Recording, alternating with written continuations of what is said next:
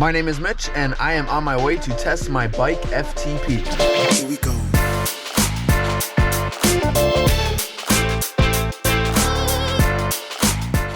So FTP stands for functional threshold power, and it's pretty much a measure of the amount of power you can hold on a bike over an hour, measured in watts. If you are a beginner triathlete like me and do not have all the fancy bike equipment, I am going to show you how to test your FTP using a bike at the gym.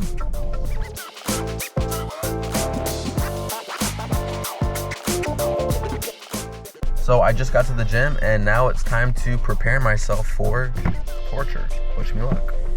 You might think an FTP test is only an all-out 20-minute effort, but there are actually a few more steps to the test other than being on the saddle for those treacherous 20 minutes. The first step of an FTP test is to do a 15 to 20-minute warm-up that will wake your legs up a bit.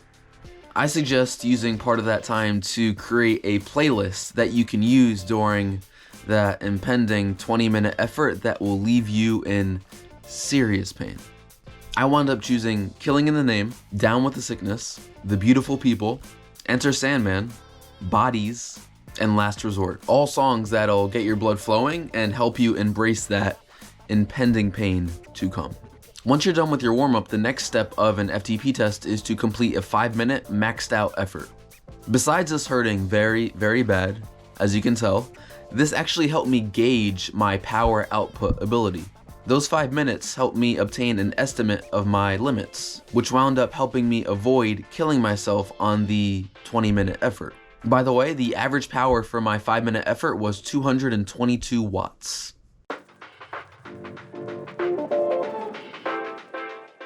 Step 3 of the FTP test is to complete a 5-minute recovery ride.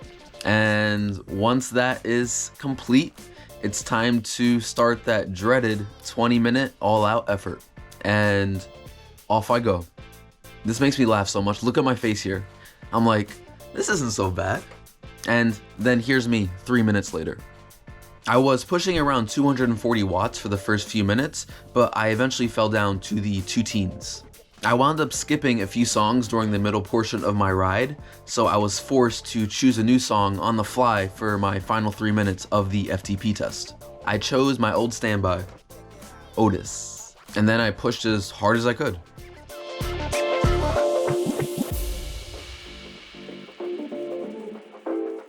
My average power by the end of the ride was 218 watts.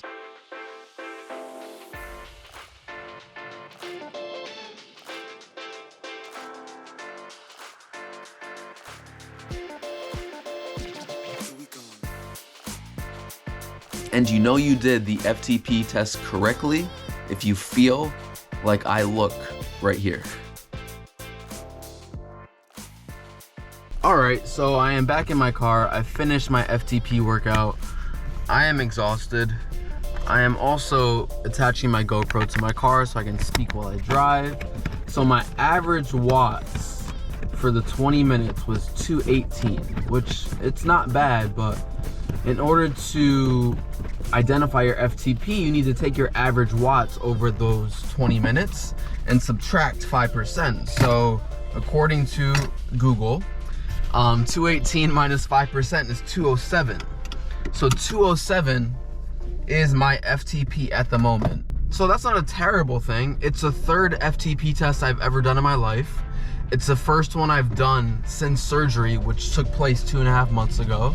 And I feel like it's a good place to begin this new base of training that I'm starting post-surgery. So yeah, I hope that you learned something new about FTP tests. If you are like me and you are a newbie triathlete without a lot of equipment, I hope that this video has kind of given you some insight into how you can test your own FTP at a gym without having to have all that fancy bike equipment. So I will see you next time. Take it easy and peace. Oh yeah, so I just said, like, I don't know, 15 seconds ago that I had knee surgery 2.5 months ago. I actually have a video that documented that experience of mine. So if you want to learn more about my meniscus surgery, click on the video that's somewhere on your screen right about now. And when you're finished, let me know what you think.